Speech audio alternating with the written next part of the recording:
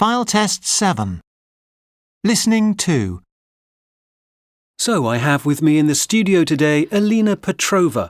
Elena, welcome to the studio. Thank you for inviting me, Ross. So, Elena, you've made a TV series about people's beliefs and superstitions about the body throughout history. Yes, that's right. I've always been fascinated by this.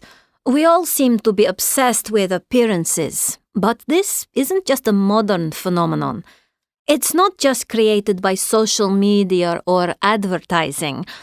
Throughout history, people have had beliefs and superstitions about appearance, and how that relates to our characters, and also to our future prospects.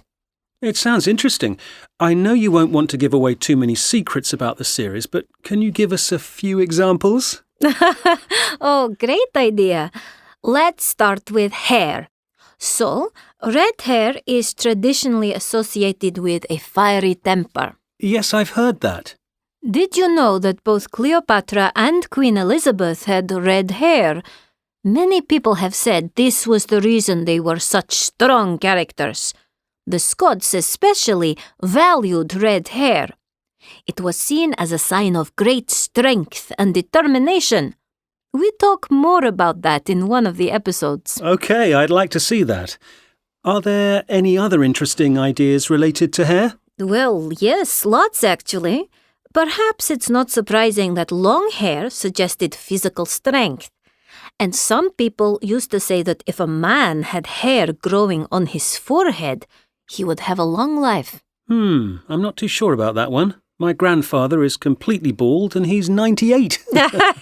Okay, I'm not claiming all these sayings are true. But one superstition I think most people still go along with is never pull out a grey hair. Apparently, if you do, 10 more will grow in its place. Okay, I won't be doing that with mine then. Yes, and there's an old wives' tale I've read, which says you can't trust a man whose eyebrows meet in the middle. It's a sign that he's dishonest. Oh dear, that sounds like my brother-in-law. Well, you can't identify a criminal based on appearance, at least not anymore, but trained criminal psychologists are supposed to be able to spot a liar by studying the movements of their eyes. Are there any other body superstitions from other countries you can tell us about? Well, I'm from Russia and we have quite a few of them. The first is if your cheeks are burning, like you're embarrassed. If only the right cheek is burning, it means your loved one or a close friend is thinking of you. And if your left cheek is burning?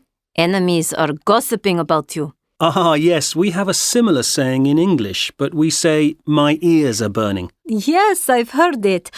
Another Russian saying relates to whistling. In Russia, you must not whistle in the house. In the past, people believed that evil spirits communicated by whistling. So, if you whistled, you would call them into the house, and that would bring lots of bad luck. Well, these beliefs certainly are fascinating. I can't wait to watch the show and hear more about this. Yes, thank you. As I said, today was just a sample of what we discuss in the program. You can learn more about the historical details in the TV series.